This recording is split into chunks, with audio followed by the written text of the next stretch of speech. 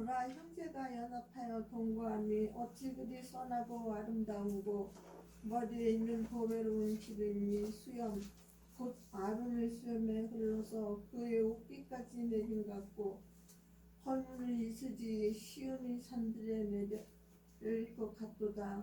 거기서 여호와께서 복을 명령하셨나니 곧 영생이로다. 아멘.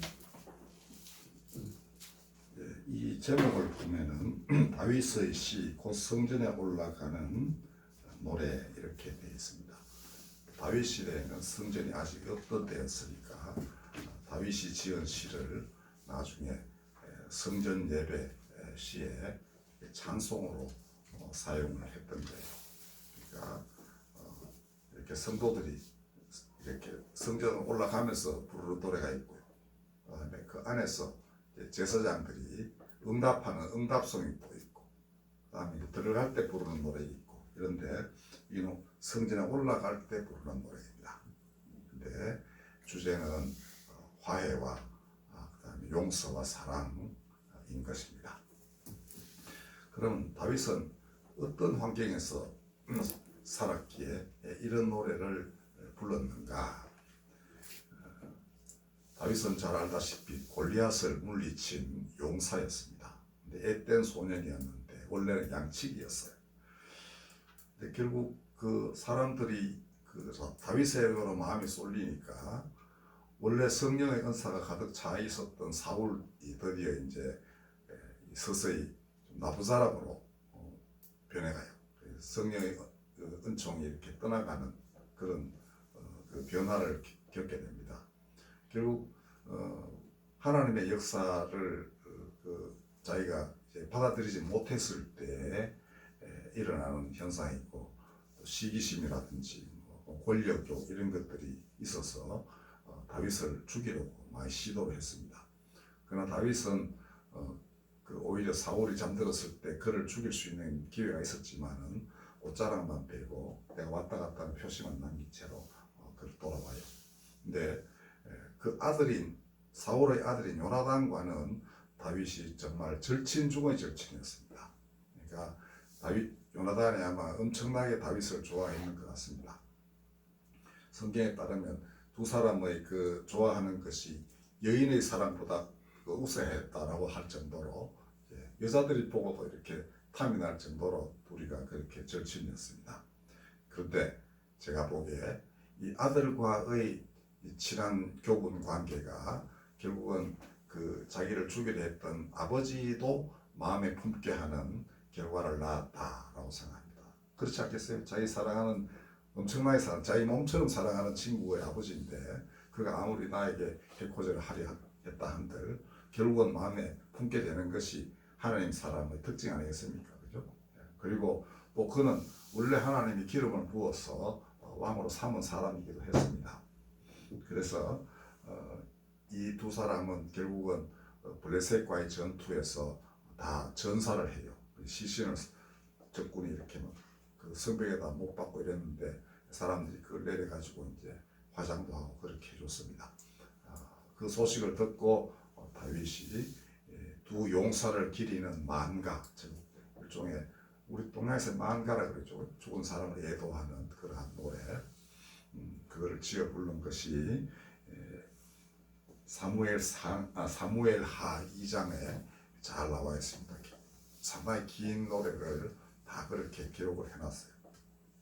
그것은 다윗이 명령했기 때문입니다. 그러니까 내가 이것을 짓고 기록하여라 해서 기록을 해놨던 것이 오늘날까지 전해지고 있는 거예요.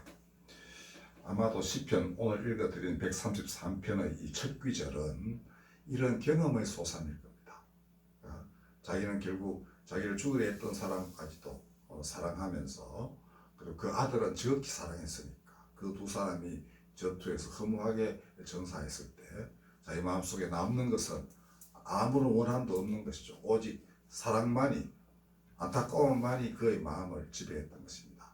그리고 이제 그 마음이 점차 하나님 안에서 성화가 되어 갔겠죠. 그리고 이제 자기는 내적 평화를 경험한 것입니다. 많은 그 형제와 동거하고 있었다. 늘 같이 하고 있었다 이겁니다. 그리고 늘 마음이 연합되어 있었다. 그래서 형제가 연합하여 동거함이 어찌 그리 선하고 아름다운가. 성경에는 선하다라는 말이 많이 나오는데요. 선하다는 말 안에 아름다움도 포함되어 있고요. 의롭다는 것도 포함되어 있습니다. 우리가 선과 악 그럴 때 선은 악과 반대되는 모든 것을 다 의미하죠. 근데 이제 풀어서 쓸 때는 선하고 아름답고 참되고 이렇게 이제 성스럽고 뭐 이렇게 구분해서 합니다만은 여기는 이제 두 가지로만 했습니다. 선하고 아름답다라고 했습니다. 그 참된 것이죠. 그리고 이것은 거룩한 것입니다. 참되고 선하고 그다음에 아름답고 거룩한 것은 다 하나의 어떤 그 가치, 오직 하나님으로부터만 흘러나오는 모든 그 사물 안에 내지 사람과 사물 안에 발현되어 있는 그러한 가치입니다. 그냥 관념이 아니고요. 모든 그런 거룩한 가치들은 다 사람 안에서 발현될 때 진정으로 가치로서 사람들이 인식을 할 수 있게 됩니다. 근데 사울은 그 고통스러운 그 두 사람의 죽음을 두고서 이제 과거를 전부 회상하면서 그래 우리는 원래 형제야. 그리고 우리는 늘 함께했어. 때때로는 서로 갈등도 빚고 나를 또 죽이려고 했지만 하나님의 사람은 그렇게 허무하게 죽는 게 아니었겠죠. 그죠?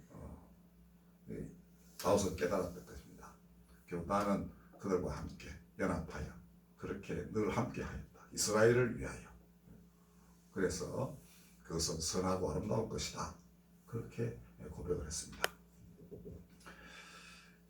그런 다음에 시인 다윗은 다시금 말하기를 머리에 있는 보배로운 기름이 수염 곧 아론의 수염에 흘러서 그 옷깃까지 내렸다. 이렇게 말합니다. 이거는 하나님의 은총이 이제 하나님 기름 부음 받은 사람 기름 머리에 부어요. 그러면 이게 이제 수염도 적시고 그다음에 옷깃까지 이렇게 내려오는 게 당연하죠. 그 당연한 현상을 두고서 이 다윗은 하나님의 은총은 그렇게 정말 제사장 혹은 하나님의 정말 택하심 받은 입은 서는 사람이라고 할 만하죠. 머리는. 근데 그다음에 그 밑에 딸린 사람 그리고 그 옆에 있는 다른 이민족까지도 그 은혜가 넘치는 것이다. 즉 하나님이 어떤 사람을 불러서 기름을 붓고 자신의 사자로 삼은 사람에게 임하는 그를 택한 이유는 그리고 하나님이 그에게 은혜를 주신 이유는 그 은혜가 이 사람 머리에만 머물지 않고 수염과 옷깃에까지 흘러내리듯이 주변의 모든 사람에게 미치기를 바라서 그렇게 하신 것이다. 사울은 좀 그렇게 못한 사람이죠. 다윗은 이제 그걸 깨달았던 겁니다. 아, 이렇게 하는 것이다. 그 다음에 또 하나는 사람들이 다 눈에 보이는 겁니다. 제사장 머리에 기름 부음이 이렇게 흘러내리고 그 다음에 헐몬산, 헤르몬산이는 백두산보다 조금 높은 산인데요. 거기서 만년설처럼 이렇게 얼음이 가득 눈하고 얼음이 가득 이제 그 쌓여 있는 꼭대기. 그럼 이제 날씨가 따뜻해지면은 다 거의 물이 흘러내리겠죠. 그것을 그는 헐몬의 이슬이라고 했습니다. 그러니까 물이 막 경유처럼 확 내려오는 게 아니고 조금씩 이렇게 흘러내리지 않겠어요? 그 이슬이라고 표현하면서 이슬은 참 아름답죠. 그리고 귀한 것 같죠. 그 이슬이 시온의 산들에 내린다. 그러니까 모든 옆에 있는 산들에게 쭉 끝까지 내려간다는 것입니다. 이것이 하나님의 은총이다. 근데 그 은총을 표현하기를 영생이라는 말이 나옵니다. 여호와께서 복을 명하셨다. 여호와께서 그 기름에 그다음에 그 이슬에 명하시기를 이것은 곧 내가 주는 영생이다. 이렇게 하셨다는 겁니다. 그러니까 다윗은 이미 여기서 영생을 경험한 것이죠. 그거는 고통스러운 그 사랑과 죽음 이걸 경험한 사람만이 그를 통하여서만이 또한 나타날 수 있는 그러한 하나님의 생명입니다. 그리고 하나님의 은혜입니다. 아, 다윗이 그런 과정을 겪은 바로 그 사람이 이렇게 말하는구나. 그럼 사람들이 옳다고 그랬죠. 그냥 말로 하면 잘 모릅니다. 그러나 그 사람의 삶이 그걸 증명하고 있기 때문에 사람들은 저 다윗의 입에서 나오는 말은 하나님 말씀이다. 이렇게 이해하고 그 안에서 하나님이 어떤 분이실까를 깨달으면 그 사람은 곧 하나님의 사람이 되는 것이죠. 그것을 여기는 영생이라고 표현을 했습니다. 다윗은 잘 알았습니다. 영생은 자신만의 것이 아니라는 거죠. 자신은 살아남았지만 영생은 나만이 아니라 죽은 요나단에게도 그리고 그 아비 사울에게까지도 미치고 또 많은 전투에서 그 쓰러져간 모든 병사들 심지어는 적군까지도 그런 영생에 이르러야 한다고 믿게 되었을 거예요. 말년에 다윗은 주간에 큰 죄 저지르죠. 자기 부하를 죽이고 그다음에 그 아내를 취해서 낳은 사람이 솔로몬입니다. 그러니까 큰 죄를 짓고도 용서를 받은 그런 또 경험이 있는 사람이에요. 그러니까 이제는 그런 사람은 결국은 적들도 용서할 수밖에 없는 사람으로 언젠가는 변화되게 되는 것입니다. 자기가 용서받은 사람이 남에게 마지막까지 용서하지 못하는 이런 일은 저지르기 어려워요. 하나님이 가만 안 계시거든요. 그래서 아마 그래서 그런 일도 일어났는가 싶기도 하고요. 잘 우리는 알 수 없습니다. 하나님의 하시는 일을 그 시종을 사람이 알지 못하게 하셨다 그러니까. 네. 그런 의미에서 우리는 이걸 좀 더 넓게 해석해서 이제는 모든 사람에게 서로 싸우고 죽이고 했던 모든 사람들에게다 결국은 특히 이제 아벨의 머리에 부은 기름이겠죠. 그것은 결국 가인에게까지 흘러갈 수밖에 없다. 그래야만 하는 것이다 라는 겁니다. 창세기에 보면 아담과 하와가 인류의 시조로 되어 있죠. 딱 두 사람입니다. 그것도 한 사람에서 시작해요. 아담 한 사람에게서 그 다음에 갈비뼈로 하와를 만들었다. 그러니까 아담과 하와, 남자와 여자는 둘이 아니라는 것입니다. 그리고 거기서 모든 남녀가 다 자손들이 나왔으니까 이 땅의 모든 남녀는 다 형제요 자매다 이 말 아니겠습니까? 형제 자매 온누이다. 그러니까 한 분 하나님에게서 흘러나온 형제 자매다는 겁니다. 그러므로 오늘 이 노래는 타당하죠. 형제가 연합하여 동거한다는 것은 모든 사람을 의미한다고 이제는 우리가 해석을 해야 됩니다.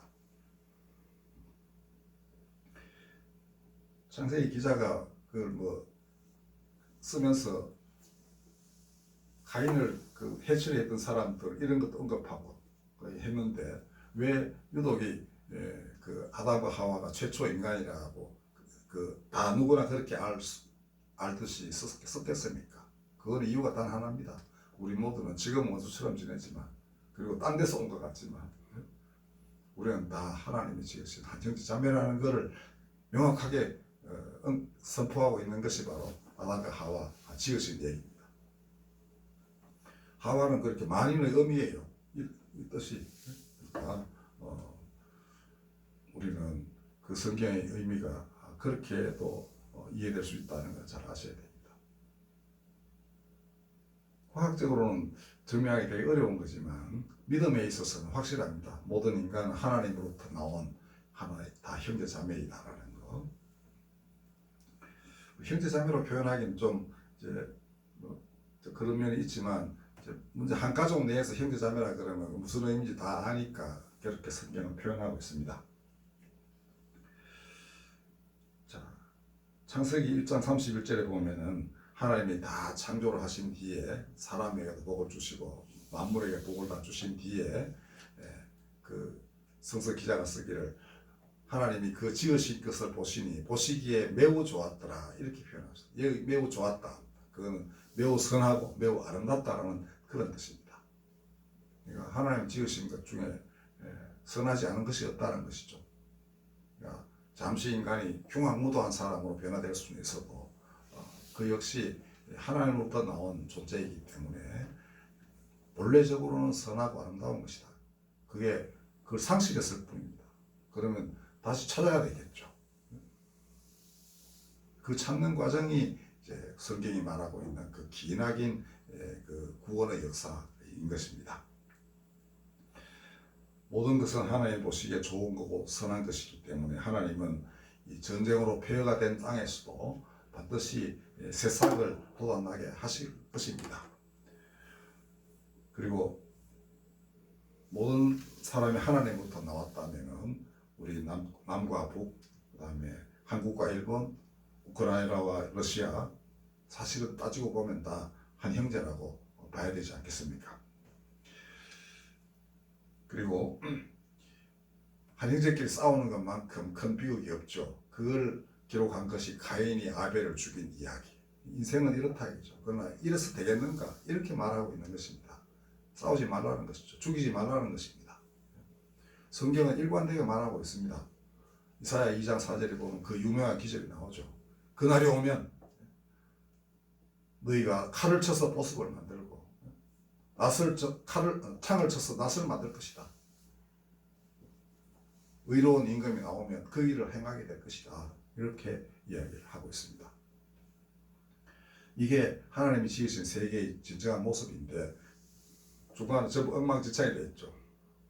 칼과 창 들고 서로 죽이기에 급급했던 어마어마한 긴 시간의 역사가 있습니다. 근데 하나님의 사람은 그건 원래 하나님 뜻하신 사람 지으신 뜻이 아니다. 너희는 칼과 창을 다 이제 농기구로 만들어서 같이 먹고 살 수 있는 그런 음식을 만들어라. 그 다음에 피에 젖은 갑옷은 다 불에 살라버려라. 이게 그리고 그렇게 하신다. 의로운 왕이 오시면 반드시 그렇게 하신다. 이게 기원전 700년경에 이사야 선지자가 전하신 하나님의 말씀입니다. 이거 예수님도 똑같은 그 말씀을 하신 거예요. 그죠? 원수를 사랑하고 십자가 위에서 자기를 못 박은 자를 위하여 하나님께 용서의 기도를 받으신 분입니다. 자, 이 이사야와 비슷한 시기에 동양에도 어마어마한 전쟁이 수백 년간 지속이 됐습니다. 중국 땅이 저기 피로 물던 지가 말이죠. 아마 이제면 한 1m는 쌓일 거예요. 그만큼 많은 피가 흐른 게 중국 땅이 수천 년 동안 얼마나 많은 사람이 싸웠겠습니까, 그죠?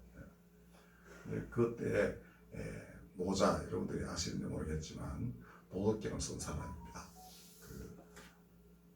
도덕경을 어떻게 읽으면 병법서라고도 해요. 근데 그럼 전쟁을 어떻게 하느냐 이 부분도 단도직입적으로 쓴 부분이 나옵니다. 인간이 이렇게 분류했을 때 31장인데요. 대충 취지를 제가 요약해서 말씀드리면 이렇게 말했습니다. 좋은 병기는 상스럽지 못한 물건이다. 그러니까 핵무기 이런 건 상스럽지 못하다는 겁니다. 자꾸 업그레이드 되는 전차 상스럽지 못하다. 불길한 물건이라는 겁니다. 그래서 만물은 늘 그것을 싫어한다. 하나님이 지으신 온 땅과 산천 초목과 하늘과 땅, 강 이게 좋아하지 않는다는 겁니다. 그런 거는 병기를 좋아하지 않는다. 그래서 도의 사람, 이건 저쪽 이스라엘의 전통에 따르자면 하나님의 사람 이렇게 할 수 있겠죠. 이는 군자라고도 표현하는데요. 그래서 하늘의 사람은 승리하더라도 그것을 미워하지 않는다. 내가 정말 아름답고 선한 일을 이루었다 이렇게 하지 않는다는 겁니다. 전쟁에 이겨도요. 상대방이 아주 나쁜 놈이어서 내가 처단했다 할지라도 진정한 하늘의 사람, 하늘의 도를 믿는 사람은 그것을 아름답다고 하지 않는다는 겁니다. 그건 어쩔 수 없이 할 수밖에 없었던 일이라고 보는 것이지 아름답다고 선하다고 하지 않는다는 거죠. 미워하지 않는다고 표현했습니다. 그것을 미워하는 자는 어떤 자냐 그러면 그거는 살인을 즐기는 자다. 내가 이겼다, 기고만장하고 승리했다 이래가지고 온 세상에 자기의 위협을 드러내는 자, 그런 살인을 즐기는 자, 그리고 마지막 결론을 내립니다. 그는 천하의 뜻을 얻지 못한다. 온 천하 만물이 그를 받아들이지 않는다는 겁니다. 그런 자를. 결국 땅을 잠시는 차지할 수 있어도 많은 사람을 노예처럼 잠시 동안 부릴 수는 있어도 그 나라는 영원 무궁할 수 없다. 즉 영생을 얻을 수 없는 것입니다. 아까 다윗이 말한 대로. 그러므로 전쟁에 승리했어도 상례로 처신해야 한다. 그러니까 자기 병사도 죽지만 적도 죽죠. 그때 그 전승 기념을 하지 않는 겁니다. 지금 세계 도처에 개선문 있죠. 개선문이 전쟁 이긴 그 기념해가지고 그 다음에 포로로 잡은 자 목에다가 줄 거 가지고 이렇게 끌고 다니고 하는 그 사람들이 막 박수 치고 하는 이게 개선문입니다. 근데 절대로 그래서는 안 된다. 오히려 정중히 장례를 치르는 마음으로 전쟁에 승리한 것을 그렇게 기념하는 것이다. 이게 전쟁의 도라는 겁니다. 어쩔 수 없이 전쟁을 해야 되지만 할 수밖에 없는 상황이야 할지라도 이길 때는 이렇게 해라 라는 거예요. 2600년 700년 전에 참 이렇게 소상하게 전쟁을 대하는 이 군주들의 태도를 이렇게 밝혀놓은 거 참 놀랍습니다. 그렇죠? 살인을 즐기는 자 너는 결코 천하를 제패하고자 하지만 절대로 천하를 못 얻는다. 민심이 너를 배반할 것이다. 너는 살인자야. 이렇게 말하고 있는 겁니다. 그럼 진정으로 하늘의 도를 따르는 사람은 누구인가? 결코 병기를 좋아하지 않는다. 그러나 어쩔 수 없이 싸워야 할 때에는 그렇게 죽은 자에 대해서는 언제나 상주처럼 그렇게 행하는 것이다. 백마 타고 와가지고 내가 이겼다. 노예들 봐라. 이 빼앗은 복을 봐라. 이렇게 해서 백성의 마음을 사로잡으려 하는 자, 그는 살인자에 불과하다. 천하를 얻지 못한다. 그러나 정중히 장례를 치르듯이 이렇게 처신하는 자, 그가 바로 하늘의 사람이다. 그렇게 어쩔 수 없는 전쟁은 그렇게 치르는 것이다 라고 했습니다. 모자 아주 정말 전쟁 싫어하는 사람입니다. 그런데 병법에 이렇게 능해요.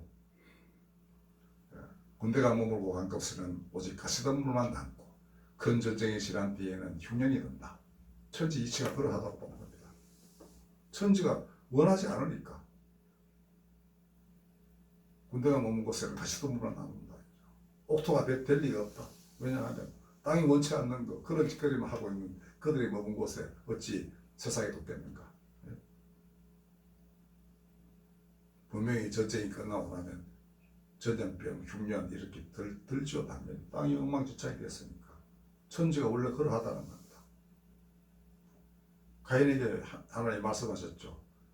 땅이 너에게 소산을 내지 않는다. 살인자에게 소산을 내지 않는다. 노자도 비슷하게 말했던 겁니다. 자, 이제 우리 현실로 돌아와서 러시아 군인 하는 행태를 보면 참 형편없습니다.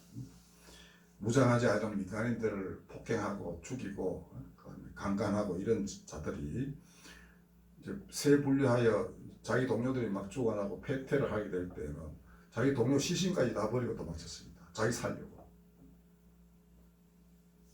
그런데 보니까 우크라이나 군은 그 죽은 적군의 시신도 거두어 가지고 수습해서 장례를 치르고 그러더라고요. 이게 왜 보면 모자가 말했던 거, 그 다음에 그 새로운 평화의 기틀을 다지는 아주 중요한 일들입니다. 그거. 나중에 전쟁이 어떤 식으로 끝났다고 합시다. 그러면 러시아 군으로서 끌려왔다가 겨우 살아남은 자가 그 때때로는 만행도 저지렀다가 다시 가면 얼마나 부끄러워하겠습니까? 그리고 지도 그래도 뭐 들은 바가 아니겠어요. 하나님 계시다는 걸 쭉 그죠? 하나님이 우리 러시아에 있었던 게 아니라 저쪽에 계셨구나. 하나님은 누구 편이었는지를 알게 되는 겁니다. 그래서 그냥 죽은 사람에 대한 단순한 예우 정도가 아니라 그것은 이름도 알 수 없고 하여튼 헤아릴 수 없이 많은 그 러시아 사람들이 하나님이 어느 쪽에 계신지를 깨닫게 하는 그런 중요한 사건이라고 저는 믿습니다. 그러면 나중에 그걸 토대로 새로운 화해의 길이 열리겠죠. 그죠? 화해는 상대방의 용서를 빌어야 됩니다.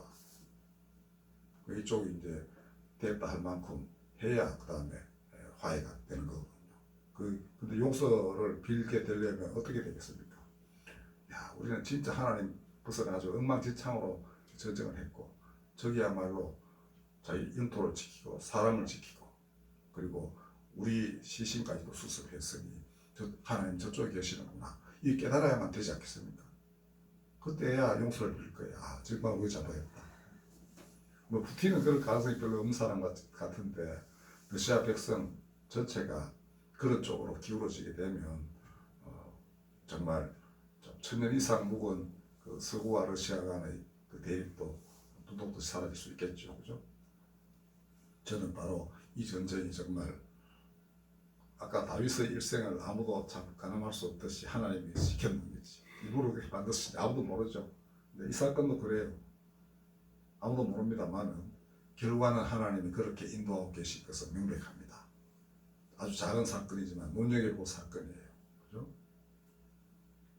어쩌면 인류의 역사에 있어서 전기를 이루고 있는 게 지금 이때이고 그거를 단서를 제공하고 있는 것이 이 전쟁이구나 하는 생각을 금할 수 없습니다.